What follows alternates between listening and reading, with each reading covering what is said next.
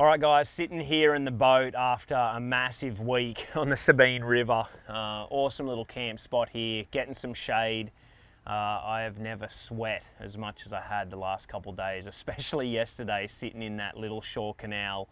It was like being in a sauna. But awesome week. After day one, we were sitting in 9th. After day two, we were sitting in 7th. And I really thought I had a shot to win. It was just a wild event, and we slipped a bit yesterday.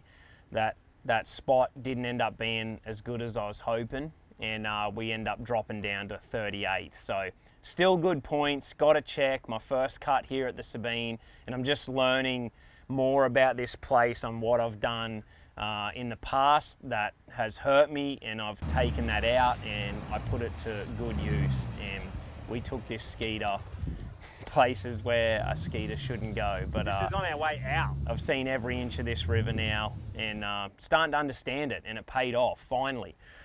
So my big thing through practice was to see everything. Water was flooded, high and muddy, and big heating temps going up into the 80s, high 80s, and then we had a massive sort of southwest wind which pushed all the water up. So we basically had the worst fishing conditions that you could get. All of this water coming out of Toledo Bend, flooded conditions in every river, and then the reverse wind pushing that water back. So you basically never got like the typical tidal experience where you could run the tide, stay in the low tide, stay in the high, whatever it was that you wanted. And so for me, the last couple of years, I've run around a lot. I've had spot here, spot there. I've got to hit that creek. I've got to hit these laydowns, these cypress trees, and it hasn't paid off for me. I caught a 5.5 pounder the last time we were here in the tournament, and I still missed the cut by a couple ounces come 51st. So I learned a lot, and I said, whatever I do this time, I'm going to hunker down, I'm going to stay there, and I'm going to pick apart everything that I know. And that's what ended up working for me. And in the end, I found this one tiny creek. It was as wide as the Mosquito, and I just snaked my way down it. It had little tiny, like, it sort of had steep edges, and it was deep in the middle. It was like 3-4 feet. And what I ended up doing there was flipping, just creeping along and flipping every single pocket. But the interesting thing is I learnt during the tournament, I fished my way down, and as I come to the last bend, there was the ultimate spot. It was a little inlet off the creek, had a little bit of mat, and the current just ran like across it, and it had a little eddy. And I flipped right in there and I caught a 2.25 pounder. Well, when I turned around, I was like, these fish have got to be in here. I came back into the current, and now I could see all of those little eddies and the little pockets on my way back, where on the way down I was missing them. They were around the corner, so my boat was on top of them before I could flip them.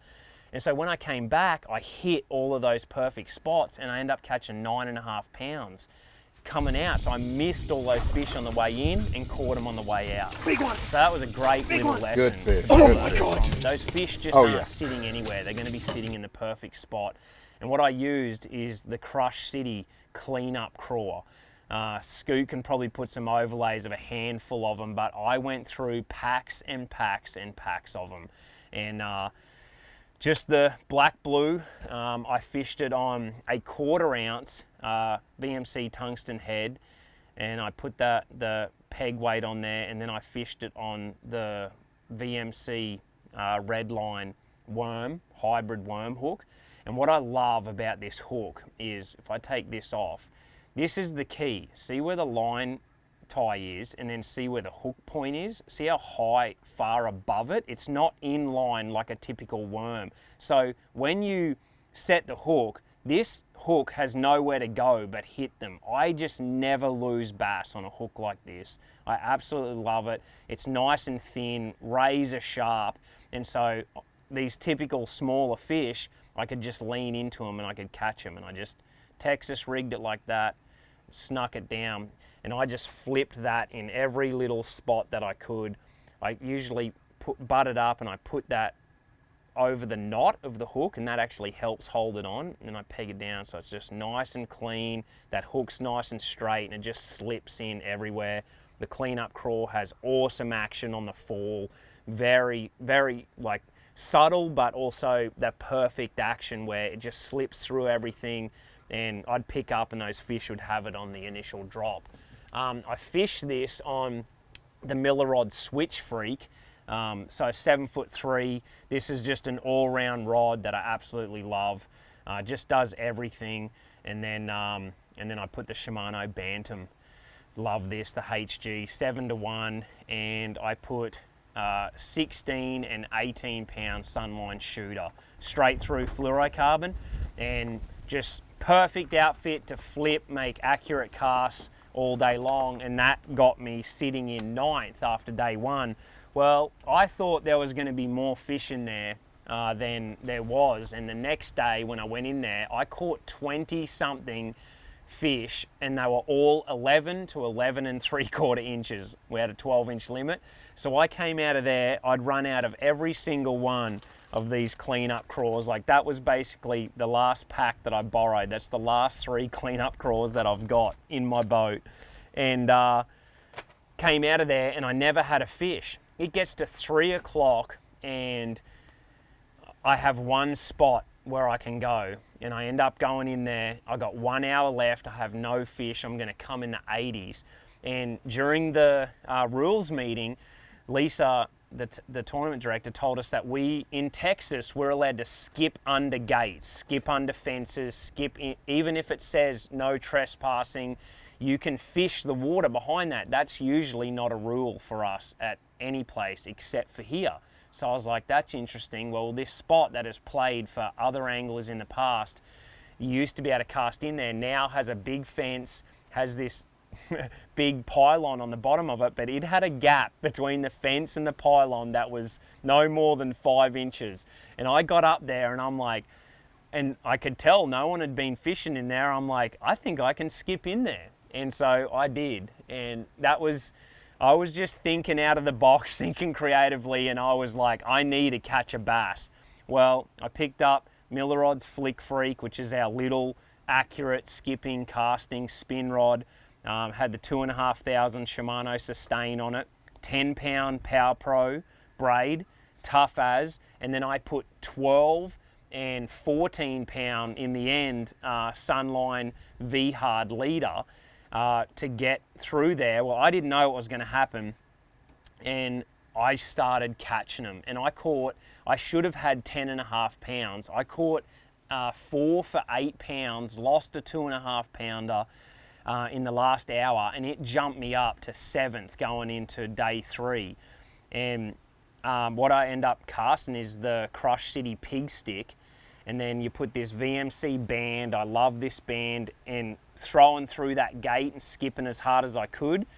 This was just the best because it held on to that bait so well. And then I put it on the weedless VMC red line hook, and it's like a Nico. It's the Nico hook but in weedless, and I rigged it wacky rig like that. And so I had to cast through that gap, and I got in a rhythm, and I started getting it every single time and skipping up through there, and that current was flowing down. I'd hook them, and then I'd have to get up there and pull them through there and end up grabbing them. It was crazy. The first 4 that I caught was so cool. I ran back. Good job, dude. I'm in 7th. Nice. And the key with the difference between other wacky rig style and this the pig stick, what I realized is it's heavier and it sinks more. So day 3, when I went in there, I brought a bunch of other wacky rigs to show them something different. What I realized is this was getting to the bottom in that current. So keep that in mind for when you fish an area with a wacky rig. If you want to get to the bottom, or you want it to sink faster, you're in current, you're in wind, the pig stick is going to be the one. And so they bid it, they really loved it, and again, that's my last pack. I got 1 left. Bob Downey loaned me 4 packs, and these 2 are the sole survivors of the last couple of days. So went into the final day with that in plan and in mind, and I just caught them all. There's just not a ton of fish in the Sabine, and you had to really move a lot of water, and normally the release fish play, and they'll start to play a little bit, but bass separated that took them to different places, so you really had to move around. You couldn't really wear on a spot. The only other thing that I caught, you saw me on day 3, I caught one on the Arashi pop in the morning, and I caught my second one on a Bassman spinnerbait. But I had a really good practice with this, and this is the Bassman Compact. You saw Seth almost win here a few years ago, and this is from Bassman, and in Australia it's actually called Carl's Compact. And I designed this bait with Glenn from Bassman in Australia almost 15, I'll have to ask him, 15, 16 years ago. So we need a little micro spinnerbait. And the changes that Seth made to it, because he fell in love with it, is he put a bigger, stronger VMC hook in it. So instead of having a little hook, it's a small spinnerbait, but it has a big, strong hook in it. And then we use these awesome blades, like a lot of guys call it a mag willow, turtle shell. There's a bunch of different names for it, but this is it's the best fish catching blade that you can get. And we've got sort of a micro size on this Compact. It's a hybrid wire, so it's a brown hybrid wire, and it's super strong, but it still has a lot of vibration. And if you want to see what the best trailer on a compact spinnerbait is, it's the Mooch Minnow. Once I put that on, I was like, holy cow, wait till you see what it looks like when you're slow rolling it, the vibration and the look that this has at the back. And make sure you look at this on a micro or a smaller chatterbait as well. But I just caught a ton of fish on this one in practice, and I caught one on it in the tournament. And I fished this on the Miller Rod Switch Freak as well. Such an awesome rod. Like, if you're looking at a Miller Rod and you just want to try one out and see what it's all about, buy a Switch Freak. 7'3". You can do whatever you want with it. It's what I caught all of my fish on, the chatterbait and the classic 7-pounders. It's what you've seen me catch all of them big ones on at Okeechobee. Throw on the swim jig. You can put braid on it. You can put fluorocarbon on it.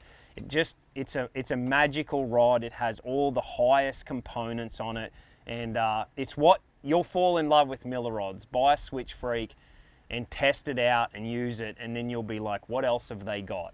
And I can have 5 Switch Freaks on my deck as my bait casters at any one time, with so many different baits, from flipping to, power fishing and winding as well.